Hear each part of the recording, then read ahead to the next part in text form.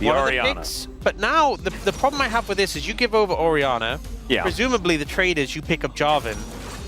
Certainly find a bit of success here. You will be outranged in the earlier stages, as there is that blind Renekton that we were talking about. So the Dudu Gnar, probably something that we're going to see.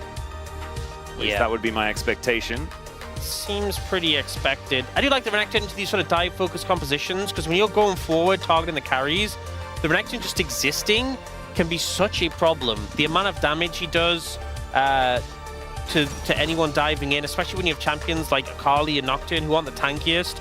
The Dominus and just his AoE is such a problem to deal with. We've also seen, even though Gnar is consistently picked into Renekton,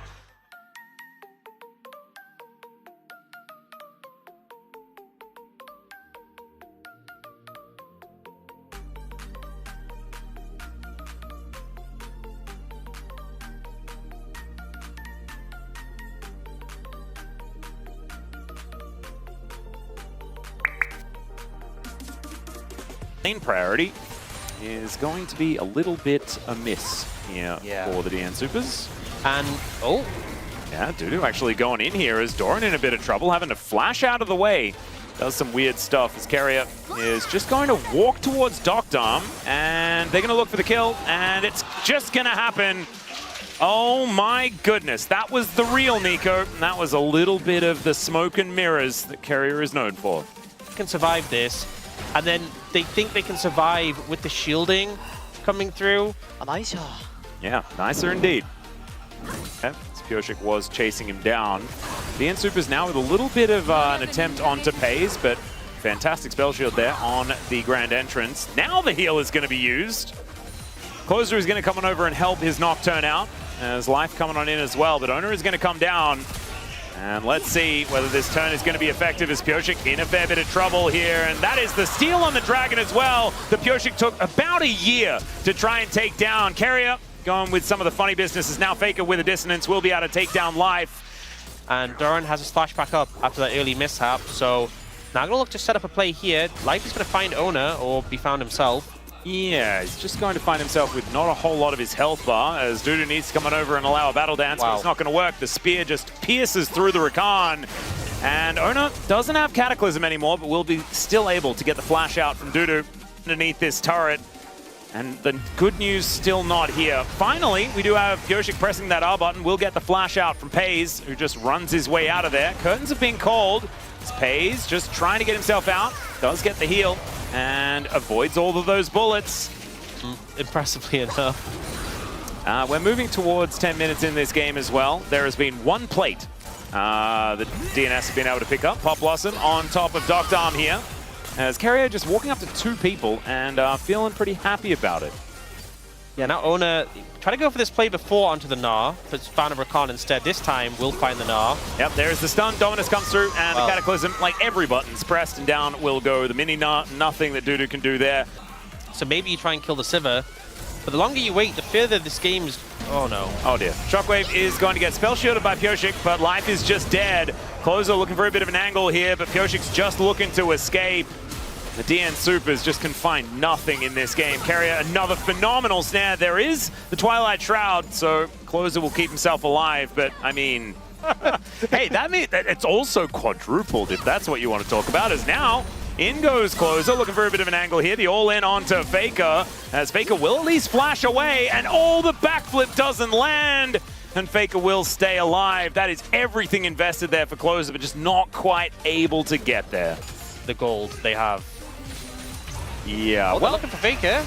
They might be able to get him. No flash here on this Orianna. He was running relatively quickly, but that is the end of the perfect game, ladies and gentlemen. Closer will be able to finally find his mark. It's also going to collect an outer turret in the bottom lane. So yeah, it is kind of Faker for all of their stuff, as Owner will get exhausted, finds a Cataclysm, just puts them in the pen, and gets rid of them. Wants to be able to steal away his own blue buff with... That one pick isn't going to drastically change things. Having a look at the replay here, Doctorm needed to flash because a Sivir walked at him. Drake taken here by T1 as well, and so they will be able to, like, they could have used a Battle Herald, but there was just no real battle to be had, so Shelly is just going to wander down this mid lane, and we're setting up a siege with a Sivir, and it's working. as they do pilot Shelly forward. That is going to be Ona going a little deep, but there's Keria finding the Pop Blossom into the Shockwave, and it eliminates everyone. Pyosik trying to get something done. Dudu there as well, but Closer is likely to die. Faker with a big old shield keeping himself alive, and Dudu is going to die as a result. They're going to break the base at 18.5 minutes. Oh my goodness, just give Keria the palm. A siege to come in, a tower hit. Ona flies forward, and then Keria bounces off the Cataclysm, and then goes in for this triple ult into Shockwave combo. My goodness. Absolute decimation. At least now Doctom has turned it into a gun, so we just kind of know where it goes when it comes to a gun. Don't really need to talk about it as Doctom is going to be heading towards the Death Chamber perhaps as Ona goes in once again. Life with the defense.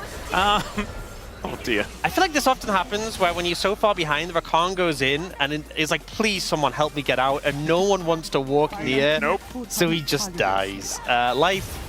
Well, here's the re-engage. All right, Pop Blossom used defensively here, but Keria will be taken out. The curtains have been called. The T1 are just going to wait it out. Trying. 2 Groms. Shenanigans there. What does it mean? Oh, Keria's going back to his people. Going back to his people. Go, go, go. There we go. Wait, he's trying to line up. He's trying to line up. There we go.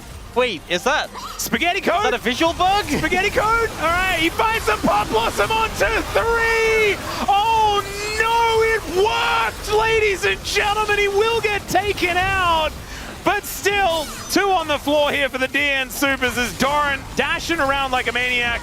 Will get, okay, Cataclysm comes through and down will go Closer. That will be the final kill in this fight. I cannot believe that worked. Okay, let's see it from Keria's perspective. All right. Okay, there we go. Position. Now gets the ward over. They see the ward go down. And at least Doctom flashes. He's just laughing, I just really want to know at what point they noticed.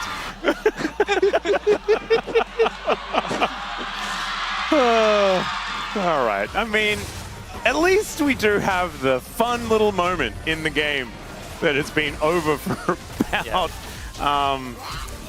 maybe like an hour.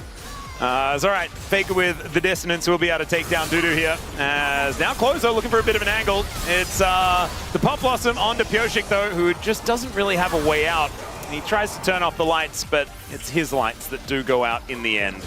Back games here for T1, continuing their warpath here in the LCK, really tidying up the play from earlier stages. Obviously, they did lose that game against HLE, but it was pretty close. And I imagine they'll be meeting each other in the Legend group as well. Happy birthday also to Faker, who did turn 30 yesterday, and will be able to celebrate with a 2-0 victory.